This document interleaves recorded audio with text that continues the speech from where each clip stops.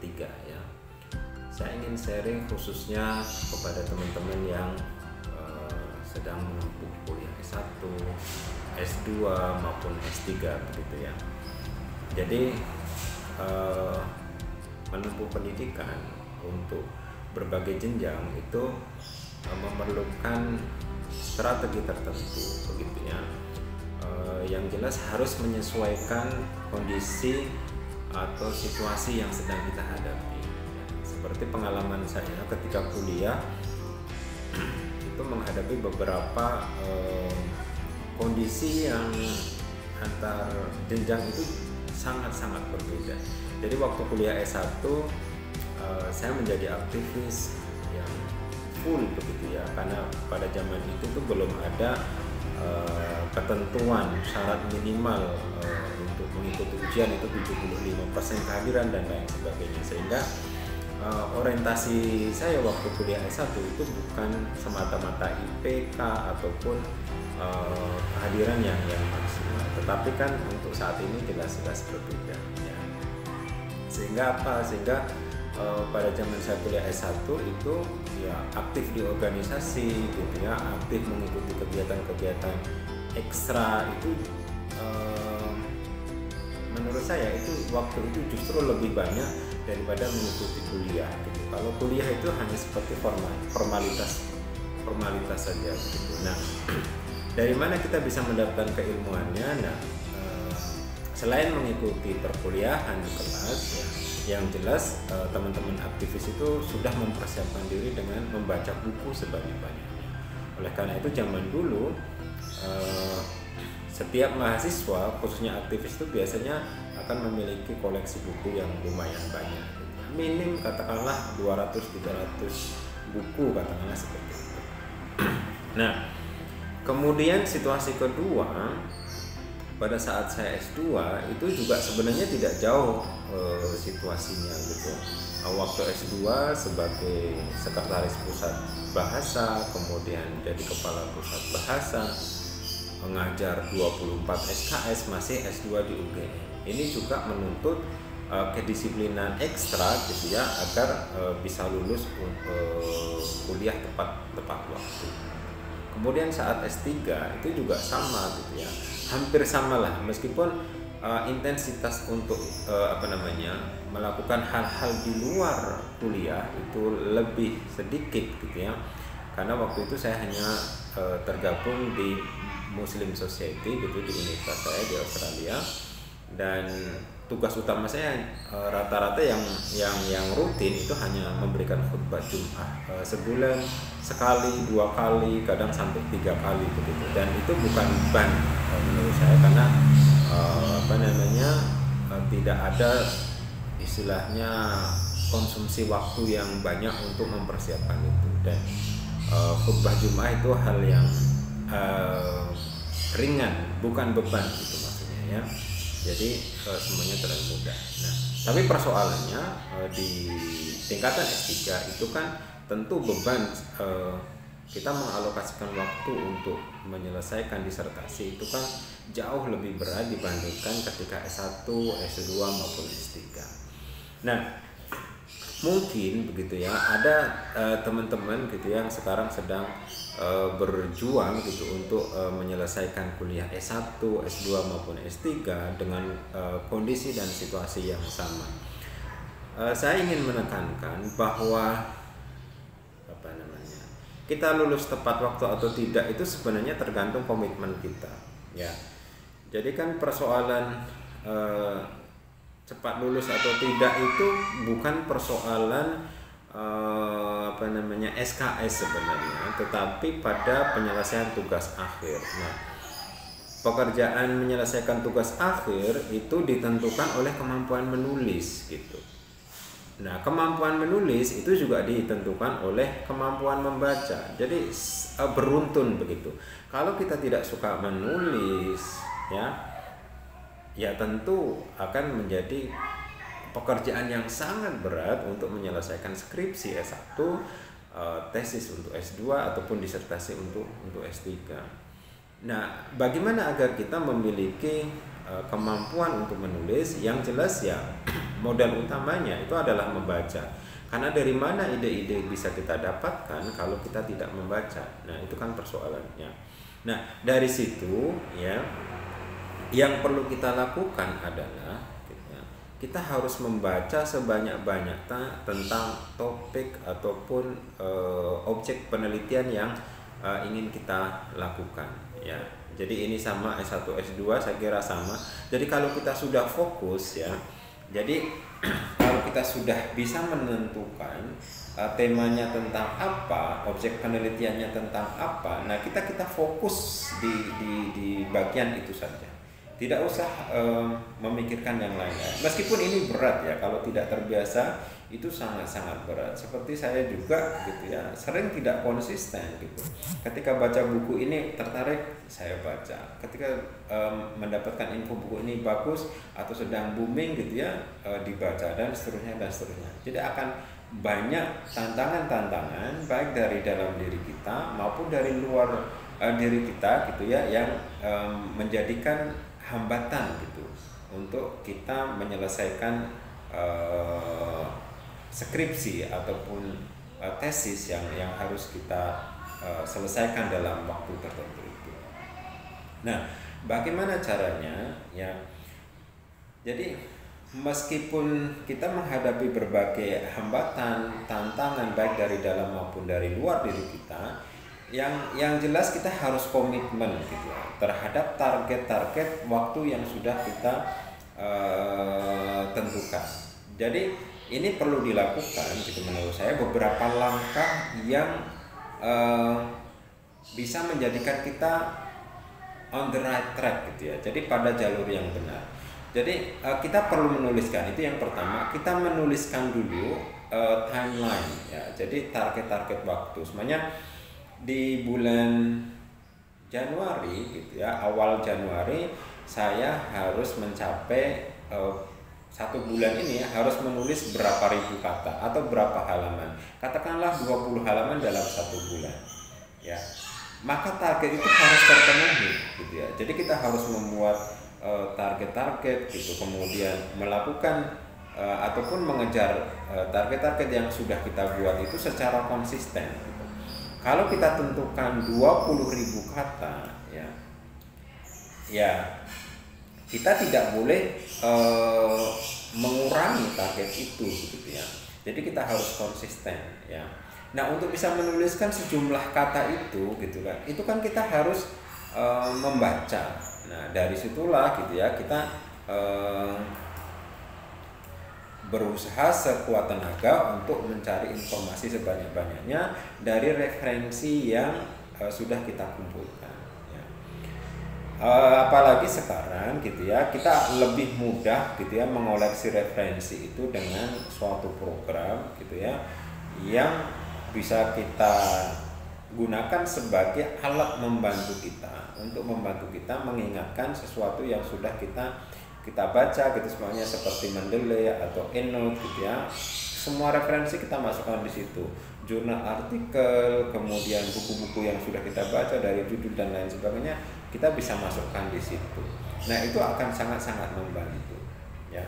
Jadi tentukan atau buatlah timeline. Ini sangat-sangat penting. Kemudian yang kedua, setelah membuat timeline ya fokus gitu ya, mengumpulkan referensi ya, referensi terkait dengan tema ataupun objek penelitian kita ya.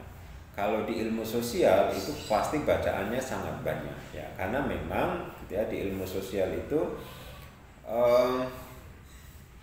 sangat banyak sekali, perkembangannya itu sangat pesat. Jadi hari ini info hotnya atau info isu-isu terkait dengan topik penelitian kita menghangat gitu ya, arahnya ke sini gitu ya. Tetapi dalam waktu seminggu 2 minggu kemudian itu udah arahnya seperti ini ya, bisa ke kiri, bisa ke kanan dan seterusnya. Itulah mengapa ya kita harus membaca banyak referensi ya. Seperti saya contohkan ketika saya S3 itu ya sampai mengoleksi di EndNote itu ya 1.500 referensi, baik itu jurnal, artikel, maupun buku begitu ya. Kebetulan gitu ya, di Australia itu sangat mudah meminjam buku. Jadi untuk mahasiswa PhD itu bisa meminjam buku sampai 50 buku, dan waktunya itu bukan hanya sebulan, seminggu, 2 minggu, bahkan bukan hanya sebulan, tapi bisa 3 bulan ya. Kecuali on recall ya. Jadi kalau semuanya ada orang lain yang membutuhkan gitu ya, itu biasanya akan diminta untuk dikembalikan dulu begitu. Nanti gantian gitu ya. Tetapi itu kan suatu keistimewaan yang luar biasa gitu ya. Kita bisa meminjam buku sampai sebanyak itu ya. Kemudian dalam waktu yang lama. Nah, saat-saat seperti itulah gitu ya, kalau kita sudah menentukan referensinya, melis referensinya itu ya, kita harus fokus membaca. Nah, kalau kita sudah membaca buku referensi yang kita kumpulkan ya, nah selama membaca referensi itu strateginya kita jangan hanya sekedar membaca saja gitu ya, tetapi kita harus melakukan sejenis catatan-catatan gitu ya, poin-poin penting yang akan kita tulis dalam suatu bab gitu. Nah, makanya untuk tahap selanjutnya yang ketiga itu kita perlu membuat outline apa saja yang akan kita tulis. Saya bisa semuanya penelitian kita tentang realisme gitu ya, atau realisme dalam sastra. Nah, di dalam satu bab itu ya kita harus sudah rinci nih, paragraf pertama sampai kedua apa, paragraf ketiga dan seterusnya apa, paragraf keempat apa, isinya apa, dan seterusnya seperti itu. Jadi membuat outline itu serinci mungkin gitu ya. Termasuk kalau kita sudah bisa menemukan masing-masing tema di bab dan subbab dari apa yang akan kita tulis, sekaligus kita harus menuliskan referensinya mana saja, apa saja itu. Nah, kalau kita sudah membuat seperti itu, maka fokuslah pada outline yang sudah kita buat.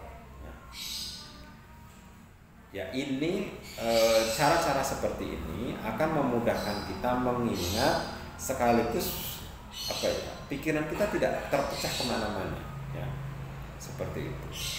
Nah, sekarang ya, setelah kita mampu membuat outline gitu ya terhadap apa yang akan kita tulis gitu ya, mengumpulkan informasi ataupun mencari inspirasi untuk menulis itu bukan hanya dari buku yang kita kumpulkan ya. Mungkin kalau hanya buku terus gitu ya, dalam waktu mungkin berhari-hari, berminggu-minggu kita baca itu akan membuat kita bosan ya. Kita harus selingi dengan mencari informasi dengan media lain. Sekarang kan lebih mudah, kita dibantu dengan adanya YouTube gitu ya, di mana kita juga bisa mendengarkan atau melihat kuliah-kuliah umum gitu ya yang disampaikan di YouTube gitu. Nah, itu bisa menjadi sumber inspirasi yang memudahkan kita untuk menulis gitu ya. Nah, jadi sekali lagi, sumber informasi ataupun inspirasi untuk menulis itu bukan semata-mata dari jurnal artikel ataupun buku ya, tetapi sekarang dipermudah dengan kuliah-kuliah umum yang ada di YouTube. Saya kira sangat banyak gitu ya. Sahabat Indonesia cukup menuliskan temanya apa di laman YouTube gitu, kemudian nanti akan ditampilkan berbagai hal gitu ya yang terkait dengan tema tersebut. Nah, kemudian yang selanjutnya gitu ya, yang selanjutnya kita juga bisa gitu ya melakukan brainstorming ya. Brainstorming itu ya sebenarnya tidak jauh berbeda daripada membuat outline itu. Jadi kita jabarkan dulu ide-ide kita tentang suatu topik itu, bagaimana kita tuliskan semua. Nanti baru kita susun lagi ya. Jadi apapun yang keluar di dalam benak kita, di pikiran kita yang terkait dengan topik yang akan kita tulis, itu ditulis saja semua dulu. Kemudian nanti disusun ulang gitu ya, dari outline yang sudah kita buat itu diposisikan gitu ya sesuai dengan urutannya ya gitu. Nah, kemudahannya kalau kita sedang kuliah begitu ya, kita kan bisa konsultasi itu ke pembimbing atau ke supervisor ya. Jadi ketika kita memiliki rencana untuk bertemu supervisor, itu kita sudah membuat susunan-susunan. Ini rencana saya untuk menuliskan bab 3 gitu semuanya, isinya ini. Nah, nanti supervisor itu akan memberikan masukan-masukan gitu ya, yang sangat penting terkait dengan apa yang sudah kita rancang di dalam outline itu ya, seperti itu. Outline kalau kita dengan model brainstorming gitu ya, itu bukan hanya sekedar satu kata, dua kata atau frase gitu ya di dalam outline itu, tapi juga paragraf. Jadi semua kita tulis begitu ya, kemudian nanti kita baru susun kembali. Itu akan sangat membantu kita gitu ya di dalam mengejar target gitu ya, target lulus kita gitu, baik S1, S2, S3. Nah, kemudian ya bagian yang paling penting gitu ya, selain itu semua gitu ya, kita harus menentukan kapan waktu belajar yang efektif bagi kita. Kita tidak bisa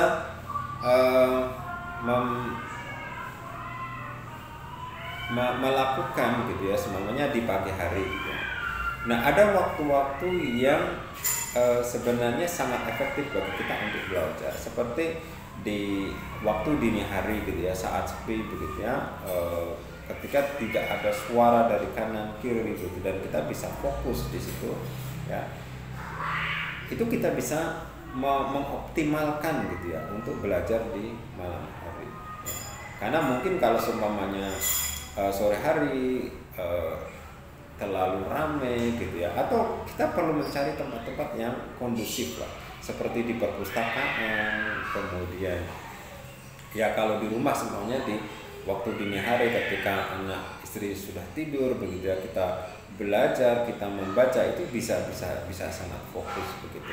Nah, dengan cara-cara seperti ini begitu ya, dengan pengaturan waktu yang sangat ketat, kedisiplinan yang sangat kuat begitu ya, itu kita pasti bisa gitu ya menyelesaikan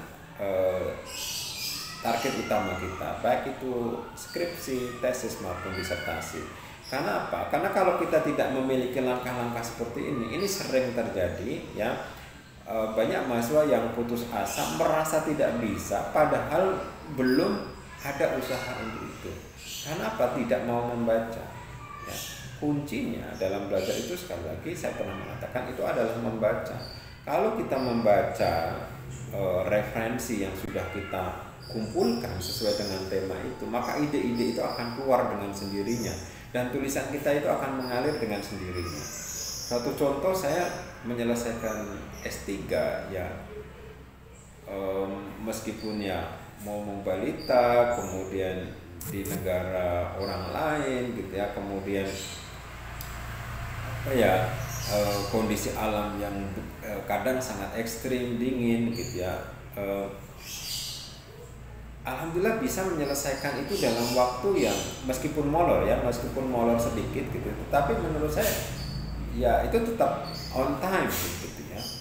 Jadi kita kadang harus melakukan kegiatan-kegiatan extraordinary katakanlah di saya sebutnya gitu ya. Karena apa? Karena saya punya anak kecil, pada saat akhir-akhir apa istilahnya menjelang deadline, saya harus mensubmit disertasi saya. Anak saya lahir gitu ya, dan saya harus merubah strategi. Tadinya saya yang belajar dari pagi jam 8 sampai jam 4 sore gitu ya, saya harus berubah haluan ya, belajar atau mengerjakan disertasi saya dari jam 2 dini hari sampai jam 8 pagi ya. Jam 2 dini hari kadang saya sudah ke perpustakaan, sudah membaca, sudah istilahnya menulis disertasi dan lain sebagainya. Kemudian paginya ketika anak-anak sudah bangun, saya harus ngajak jalan-jalan dan lain sebagainya begitu. Nah, itu hal-hal yang apa namanya, di luar kebiasaan ya, meskipun selama di Indonesia bangun pagi jam 3 jam 4 itu bukan hal aneh lagi gitu. Tapi ke perpustakaan di musim dingin ya, di Australia pada bulan Agustus, sebelum berangkat harus membersihkan salju dulu, kemudian baru ke perpus gitu ya. Kebetulan perpus di sana kan 24 jam ya, kita bisa akses di situ. Nah itu memerlukan perjuangan yang luar biasa ya. Kalau tidak biasa, tapi kalau sudah terbiasa ya itu biasa-biasa saja begitu ya. Nah itulah gitu ya, untuk menyelesaikan tugas akhir ya seperti skripsi dan lain-lain itu membutuhkan komitmen ya dari dalam diri kita ya. Kita harus mampu menyelesaikan persoalan di dalam diri kita ya. Jangan sampai ya kita terlena gitu ya, merasa tidak mampu ya karena belum mencoba sebenarnya. Tapi kalau kita sudah mencoba dengan strategi yang saya sampaikan tadi, insya Allah pasti bisa ya. Karena gagal tidaknya kita dalam studi bukan semata-mata ditentukan kecerdasan intelektual. Sekali lagi dalam proses belajar ya seperti materi saya sebelumnya, kecerdasan intelektual harus didukung dengan kecerdasan emosional dan juga kecerdasan spiritual ya. Jadi kalau dengan itu pasti akan ada semangat di dalam diri kita untuk berjuang sekuat tenaga dengan segala cara, dalam tanda kutip kebaikan ya, untuk bisa menyelesaikan tugas akhir itu sehingga kita bisa lulus kuliah tepat waktu.